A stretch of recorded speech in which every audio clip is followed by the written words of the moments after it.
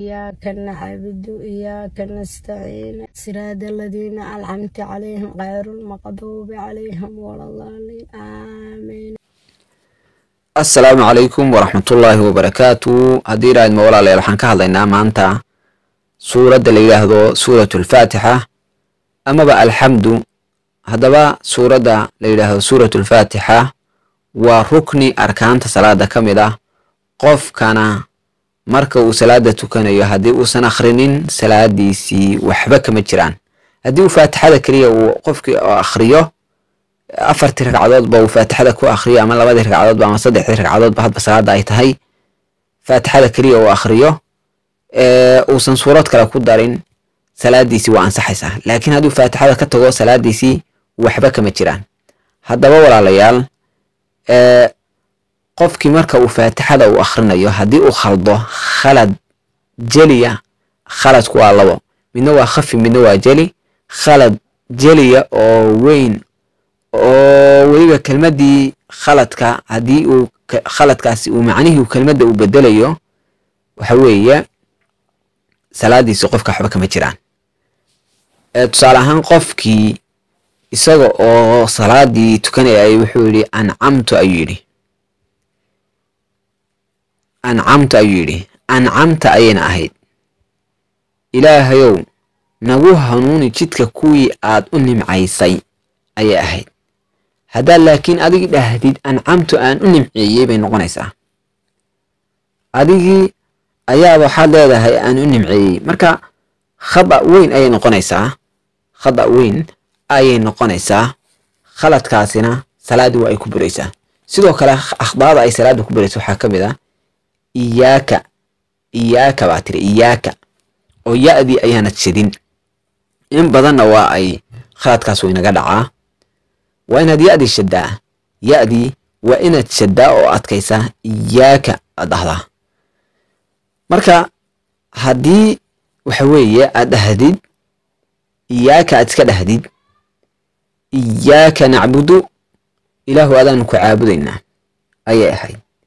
haddaba haddii aan dhaho iyaaka kaliya iyaaka nacbudu aan iska dhaho ka war oo aanan shadin waxay noqonaysaa waxaan caabudayaa iftiinka qoraxda ayaan caabudayaa amaba qoraxda ayaan caabudayaa ayay noqonaysaa. waayo iyaaka ayaa waxay tahay waa daw shams amaba qoraxdii lafteedii ayay noqonaysaa. waayo marka qoraxda iftiinkeeda ayaan caabudaya shirki baabaad ku dhacdayba, shirki ayaad ku dhacday salaadaad tukatid iska daayay. marka walaalayaal qof kasta oo muslima waxaa loo baahan yahay in uu Faatixada uu sugo oo sida ay tahay uu akhriyo. inta badan waxaa jirta khalad kale oo dadku ay sameeyaan. qofkii marka uusan salaadii u tukanahaynin ee uu alxamdu akhrinayo aamiin ma si raacinayo wala daaliin aamiin baad maqlaysaa, aamiin ayaad maqlaysaa. marka aamiin ma raacinaysid oo dee aamiin suuraddii kama mid ahaa. aamiintan mar walbaba ay dadku la daba dhigteen war lama raacinaya ka joojiya. marka salaada la tukanayo keliya ayay aamiintu la socotaa. aamiinta marka salaada la tukanayo salaadu ay jahri tahay aamiin waa dhihi kartaa. laakiinse adoon salaadba ku jirin inaad aamiin iska dhahdid waa khalad weeye, waa khalad. waayo aamiin suuraddii kama mid ahaa. dadka qaar baa waxay u qaadanayaanba inay aamiintani ay alxamdu ka mid tahay. marka walaalayaal taasina waa arrin kale oo iyana baraarujin mudan. marka waxaynu u baahannahay qof kasta oo inaga mid ah rag iyo dumarba in uu suuradda sugo oo sida ay tahay u akhriyo. qofkii waxa weeye ay ku adag tahay dee ha tago macallimiinta, ha u tago meel walba dugsi quraan ba ah, meel walba macallin ba ah, ha u tago macallimiinta. qofkii waxa weeye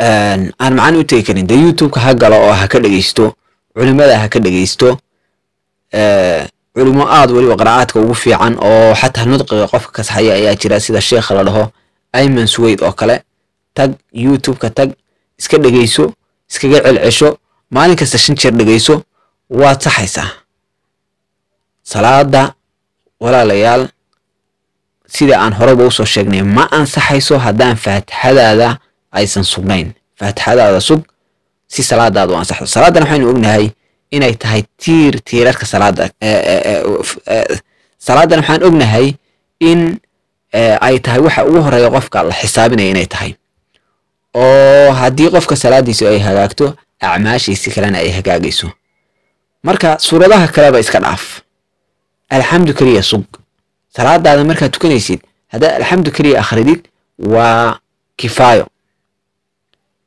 bal horta alxamdu sug wixii kaleba ha ku dambeeyeen qul a'uudu birabbilnaas iyo qul a'uudu birabbil falaq iyo suuradaha kale ha ku dambeeyeen sidoo kale walaalayaal waxaa loo baahan yahay qofka muslimka waxaa laga rabaa in uu arkaantii salaada oo dhan u barto oo tiirarka salaadu way fara badan yihiin dhumaaninadii baa ka mid ah oo inta badan dadku ay ka tagaan xasiloonida qofku salaad bila xasilooniya haddii uu tukado waxba salaadiisa kama jiraan waa inuu dhumaaninada ilaaliyo dhammaan arkaantii oo dhan waa inuu ilaaliyo nabiga sallallahu alayhi wasallam waxaa dhacday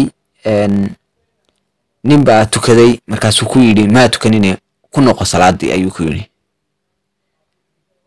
wuu ku noqday wuxuu ku yidhi maa tukanine ku noqo ninkaas waxa kaliya uu ka tegay waxay ahayd uu nabigu uu ku dhahayay dhowrka jeer ku noqo uu ku dhahayay wuxuu ka tegay dhumaaninada iyo xasiloonida kaliya uu ka tegay inaga waxaa laga yaabaa arkaan badan inay naga khaldan tahay inaynu saxnana ma rabno waxaynuna doonaynaa inaynu ilaahay camal fiican la hortagno jannadii uu ina geeyo dee ma soconayso waxaan aad samaynaysid kullayba maalin walba aad tukanaysid salaadan aad tukanaysid war iska sax war arkaanteedii baro war salaada si fiican u baro war shuruudeedii baro saas ayaa inala ka rabaa hadalkiina waan dheereeyey intaas ayaan kusoo gaabinaya. Assalaamu calaykum waraxmatullahi wabarakaatu.